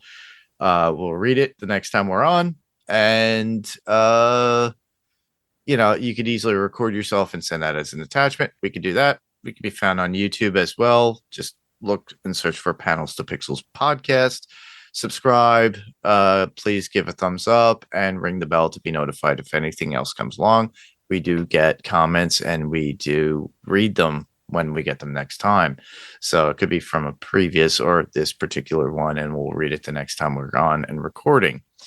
We could be found on Instagram at Panels to Pixels podcast. And just like, what Steve did, he just sent in his voicemail through an email as an attachment. Be found on Spotify and Apple Podcasts. There's going to be a rating or review. Please give us a 5-star if it's, that's all we ask. And that's all he's asking for. That's all I'm asking. Just get us notified. The best way to get us actually noticed too is along with the 5 stars is actually making a comment, because people do actually read comments, and I will actually read your comment too. So if you leave one, to be greatly appreciated. But that's how you could send us feedback and follow us along as always. But that's about it. But for where else listeners can hear you, Rob, obviously nowhere, because I quit. That's right. Nah, he was working on something. He's going to be making a comeback probably in the near future. So, but right now things are on hold. Just trying to figure some stuff out, personal life and things like that. But that being said, you probably will hear me here and there, on this show or maybe another one. But for now, I'm just kind of like taking it easy, having fun. From the podcasting world. Yeah, but like I always say, it's like Rob's got a home here, or where else am I? Adrenaline Cinema Podcast as well. You could hear me there as well, and we're doing more. I think the last. Should be out soon enough would be Lethal Weapon 2. Steve and I actually did cover Lethal Weapon 2, and it only took about 5 years to get from Lethal Weapon 1 to Lethal Weapon 2. Is it is it true they're doing another Lethal Weapon? That's been in the talks for the past 2 or 3 years, and since Donner is dead, he left it in the hands of Mel Gibson, and they really want to do it. Gibson and Glover really want to do it. And I just don't the last one didn't intrigue me because it had Chris Rock and it was a whole family thing. I didn't even mind that, but it was at a time where and I'm not putting anyone down because they're older, but how? I don't think Danny Glover could actually do what he used to do because Exactly. And then, don't get me wrong. Maybe they're passing it to a new generation, which of course it's such a cliche thing. It's like, oh, here's a new generation for, Lethal Weapon. exactly. And stuff. I don't know. That's going to be very interesting to see that because I just don't know how they're going to pull that off. Yeah, it's been in production hell for the past 3 years. Okay. And since the fact that Donner has passed away since that time, because there was talks of him coming back and doing a Goonies 2 with the kids and Goonies because he was part of that whole thing. That and you know they're what? Steven Spielberg, who was behind all that stuff, his ass is still alive. All right. And instead of him doing stuff like the Fablemans, maybe he should be doing some stuff like the Goonies. I think that's a possibility too, because Don't get me wrong, people. I like the movie The Fablemans a lot. Yeah. I'm just saying that, as he's getting older, he's doing all these serious movies. It's like, hey, man, try to get back to like what you originally did. That was a lot of fun. Well, as we covered the Goonies on Adrenaline Cinema podcast, I will let you know, Rob, that actually Spielberg did take on the camera work a little bit on the Goonies, even though it was a Donner film. He did a few scenes. Listen, because he was a producer. So here's the whole thing about that whole group of people. Oh, wait. You're talking about them. And what I mean by them, I mean like Steven Spielberg, George Lucas, and all that stuff. Every time they do some kind of movie, or at least in the past, they somehow, all of a sudden, like let's say George Lucas was like second unit director for something, or Steven Spielberg on it was like he doesn't even take the credit. It's they don't even take the credit for it, so they're just like, I just want to play with the toys. Yeah, I mean, look at Poltergeist. So Poltergeist, yes, it was directed by somebody else, or Tobe Hooper, right?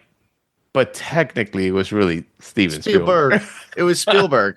Tobe Hooper was there, and they took him. They're like, oh, okay, we're gonna let the guy who did the Texas Chainsaw Massacre do this Steven Spielberg produced movie. But Steven Spielberg's really going to come in and direct a bunch of like scenes. Yeah, no, it's just like, no, dude, I'm sorry, but you're not convincing me there. But yeah, no, I just kind of wish he kind of did something really, really cool that kind of harked back to like Jaws. Well, yeah. Oh, listen, we've seen Jaws 2, 3, 4, and 5, and they all sucked. No, I meant the original. No, but I just think that if he did something to pull at our heartstrings, and do the awe and wonder that he was always so good for, that would be great. Like E.T., or like Close Encounters,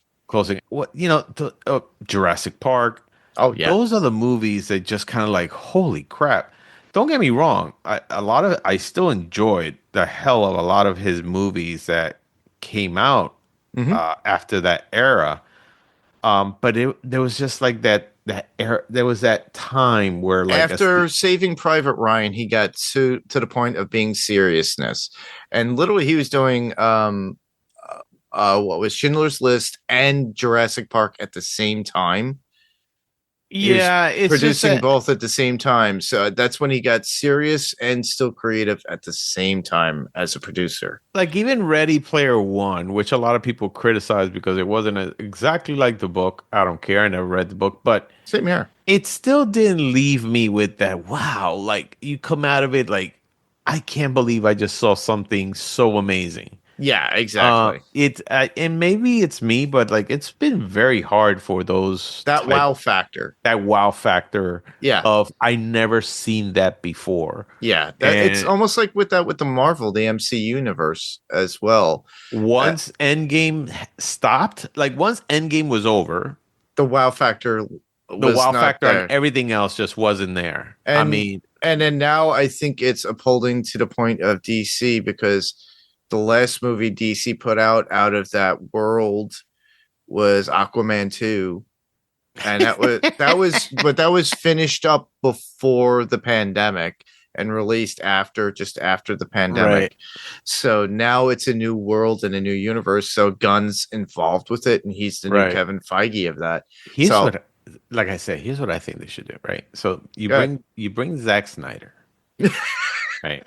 You bring Quentin Tarantino, Oh my goodness! Spike Lee. Oh yeah,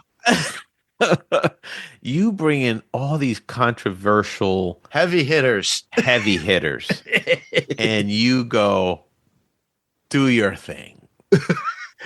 Carte blanche. It could be rated R. Everybody. It could be rated R. We don't care. If you want to reinvent the freaking wheel, go ahead. Don't care. Watch the entire Marvel universe of fans just literally blow up. They'll poop their pants. The best was like when somebody said to me, "What would you do if you were able to watch a Star Trek movie that Quentin Tarantino had done?" I said I would watch that in a heartbeat. I'm wondering how he would do that because he was interested in doing it. Yeah, but he was wonder how looking to would- do that. He really wanted to do he like a wanted to rated do R it, version. and I'm wondering how that would have gone. I mean, it could have been great if he would have had Samuel L. Jackson in it. Oh, it would have been great. Every day I'd be watching that movie. Every day.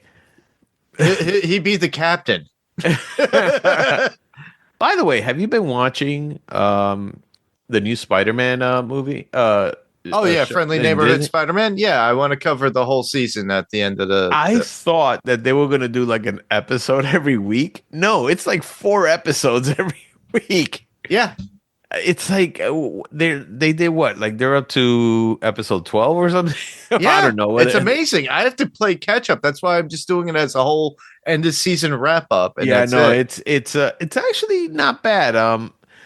What I find interesting about that whole show, and I know that you'll cover it, but what I find interesting on that whole show is that they do mention a lot of the stuff that happened in the MCU, Yes, but it's a different universe.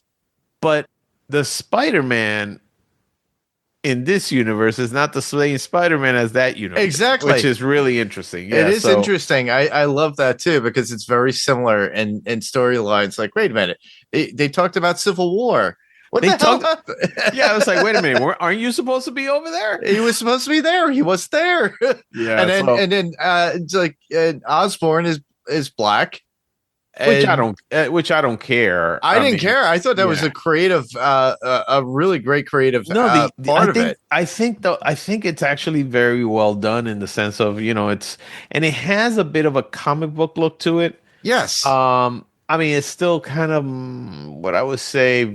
You can see that it's CG. yeah. They're trying to give it that comic book look, which is not bad. But no, I'm actually very entertained by it. I look forward to it all the time. Yeah. I enjoy it. I like to throw it on. If I haven't watched a few episodes, I'll leave it on and then I'm like, oh wow, this is awesome. I'm like, I love how the fact that Harry Osborn is all into media and everything, and then Right. he gets Peter involved, and then one of Peter's best friends is Tombstone of all things. And it's just like, wow, okay, this is pretty cool. This is different. Yeah, no, they're taking kind of a. I mean, well, all those. I think every time they do an animated series, they kind of do all these sideways things or these alternative origins, which but people don't mind it. People are like, oh, okay, it's just animated. You do that in a movie and people lose their shit. Right. But no, it's so far I like it. So far it's been pretty entertaining, and I'm hoping that they keep going with it. I just don't know what else is going to be coming out in Disney Plus next. Oh, Daredevil. Born Again. When is that coming out though? March. March? Okay. So we're gonna cover that. So it's something that I plan on covering weekly. So that's the next step. And there's like a few more. Right now we're covering Invincible. Jamie and I are covering Invincible. That's on Amazon Prime. Okay. Did you talking about Invincible this season? Holy crap. Mm-hmm. That's what season 2 should have been. That's exactly what season 2 should have been. It's like the writing, they stepped it up big time. And the last 2 episodes, it's like, what the? Dude, I sat there and I was like, what? I was just so into it because last season, honestly, it left me going, well, am I going to continue watching this? Snooze fest. You felt it was a snooze fest? Okay. And all of a sudden, I was like, oh, wait, they just stepped it up. Awesome. So they pulled the wheel chocks and let the car roll. yeah, they did it. yeah, I'm actually very looking forward to that. I just did a little search on what's coming up next on Disney Plus. And so, yeah, you were saying Daredevil Born Again. Ironheart is also coming out. Yeah, even though that at one point was going to be canceled, but yeah. I just don't understand that. I personally don't understand that character, but whatever. I'm not trying to be mean or nothing. I know. Whatever. But yeah, no, it's that's about it. I mean, they don't have much coming out. I thought they did. They kind of dialed it back a little bit because of all the backlash and everything, especially with a lot of the Disney Plus stuff.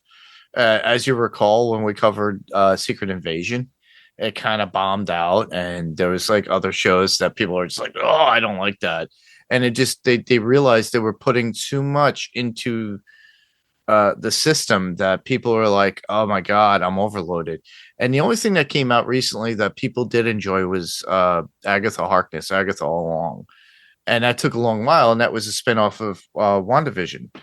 But before then, it was like Secret Invasion. You had Falcon and the Winter Soldier. You had Hawkeye. Hawkeye was actually pretty decent, and they had other shows like that, and they were just trying to like. They were squeezing the juice out of whatever they can to get more content out there. And they realized more is not the best. Quality is better. Right. It's quality over quantity now. So I think that's what Feige was doing, and he dialed it back. So that's why we're only getting like 2 Marvel films a year rather than three this year, because it's we just got Captain America. The next one is Thunderbolts, and then there's going to be Fantastic Four. So yeah, so they're not trying to pump out 4 or 5 of them in 1 year. They're trying to, and a lot of these were already done in the bag. Like I think Captain America: Brave New World was slated before 2025. It was slated. It was slated for last year. Yes, and then it got pushed to this year. It got pushed, and then there were reshoots up until the very end because they were scrambling because they were afraid that it wasn't gonna do well or be received as well because of what happened last year. Right. And so I think that's why they delayed it a little bit. I was surprised that we got Fantastic Four even this year.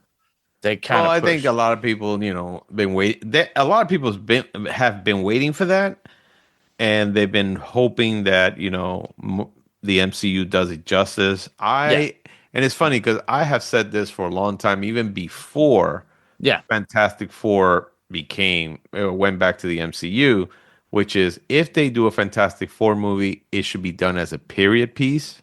Yes. And that's exactly what they did.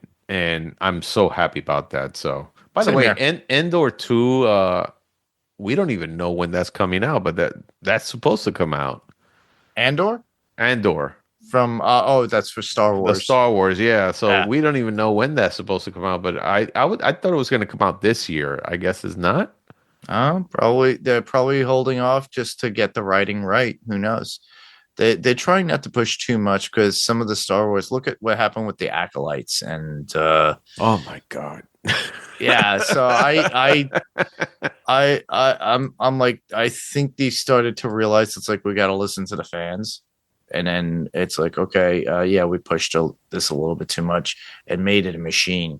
We keep pumping it out. I'm reading this that the second season was initially set to drop in 2024, but because of the Hollywood strikes, it's probably being pushed to this year. But I haven't seen any kind of mentions or anything like that when it's going to start this year.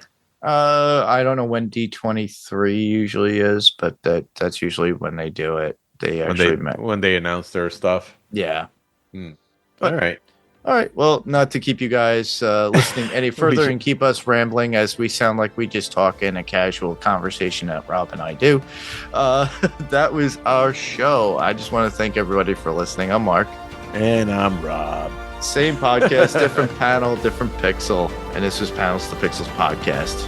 And we'll see you guys on the next panel. Goodbye, everybody. See ya.